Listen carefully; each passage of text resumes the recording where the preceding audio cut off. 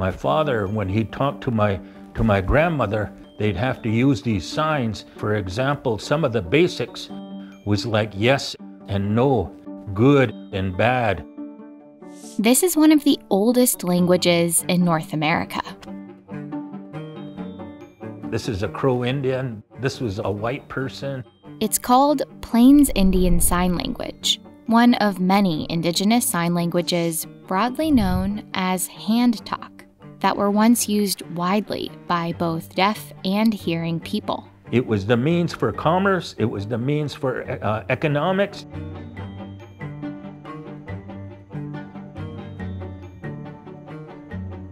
Variations of hand talk were so commonly used that it would influence the formation of American Sign Language, or ASL, the predominant sign language used today in the US and Canada. But hand talk has mostly been written out of history.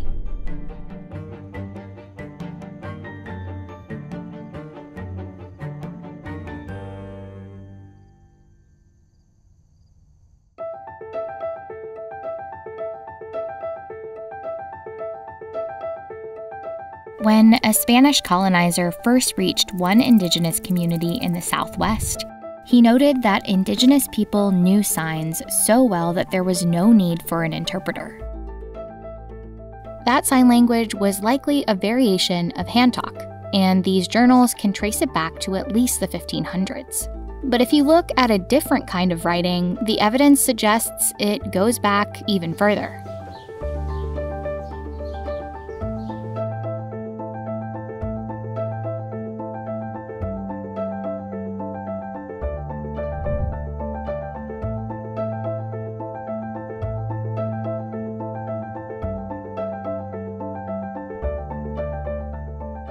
There's also rock writing depicting prayer versus a similar sign for prayer, or a symbol for elder indicating a person with a walking stick versus a sign for elder.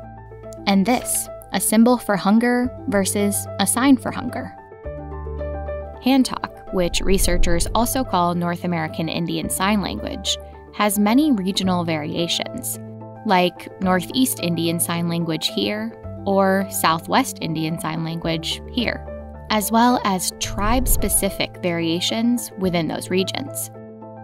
And here, from the Gulf Coast region up through the Great Plains into Canada, was the home of Plains Indian Sign Language. PISL is one of the most well-documented hand talk variations, probably because of how widely it was used. Plains Indian Sign Language was the medium for communication of intertribal nations. And that had a lot to do with how those tribes lived.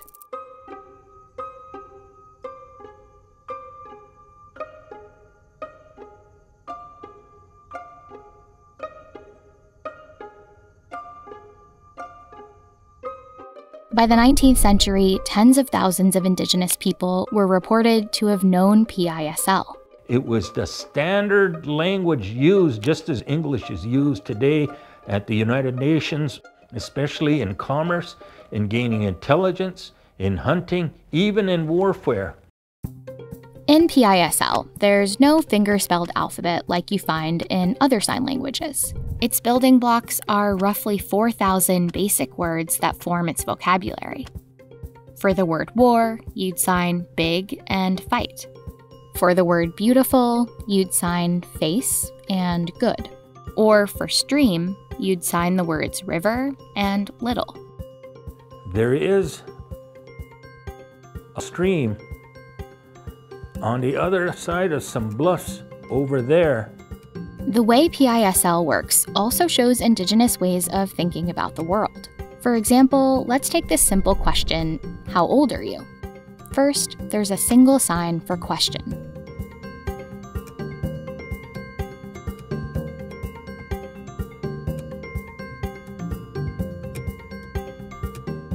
So for a question about someone's age, you'd use the motion for question with the motion for winter.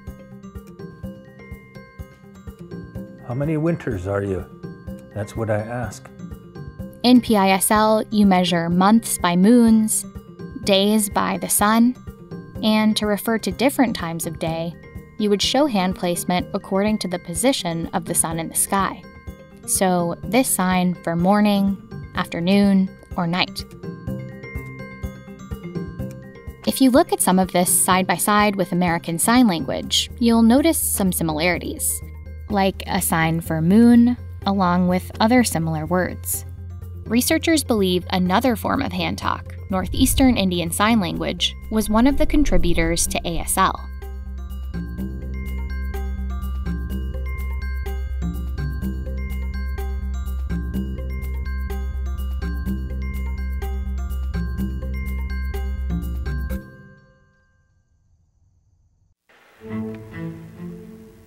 This film from September 1930 shows one of the largest gatherings of intertribal Indigenous leaders ever filmed. They were brought together by General Hugh L. Scott to document and preserve PISL. I have brought you from every direction to sit in this council. I have come myself from very far in the east to sit with you. The young men are not learning your sign language, and soon it will disappear from this country. By the time this gathering took place, Scott's predictions were already coming true. In the late 1800s, the U.S. government began sending Native children to government residential schools, where administrators enforced a strict English-only policy, explicitly designed to cut off children from their families, their culture, and their Native identities. They were punished severely for speaking their languages, and that also meant signing. And if they signed, sometimes many of these kids were beaten, and they were systematically,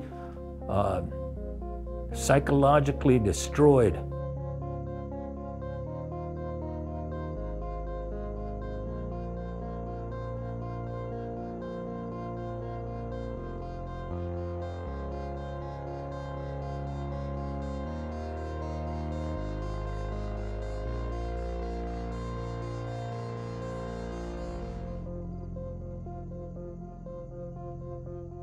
In the violent pursuit of standardizing language in the U.S., we lost tens of thousands of Indigenous signers. There are only a few dozen fluent PISL signers left. Today, many Indigenous deaf Americans use ASL, but many of ASL's signs are rooted in a cultural experience that isn't theirs.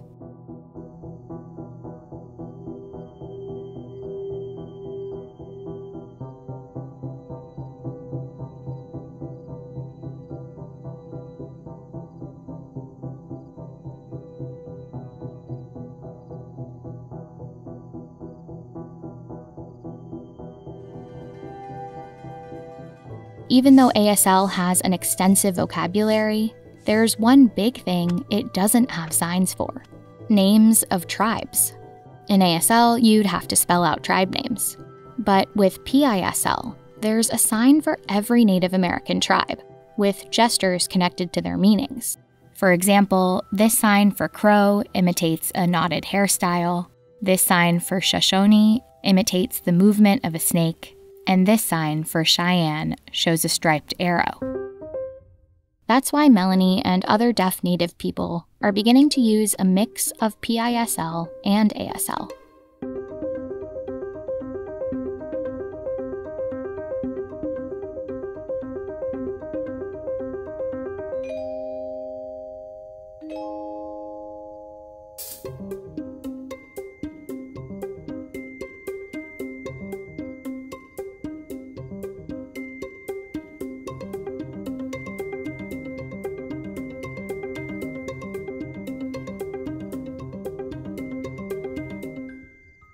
Okay, hand talking. Plains Indian Sign Language is still endangered, but many Indigenous people are working to incorporate it more into everyday life and pushing for it to be included in more mainstream education. Because, as a language, PISL is more than words. It carries their history. We not only can hear a native language, we can do it, we can see it, and we can also feel it. Plains Indian Sign Language is almost in our DNA.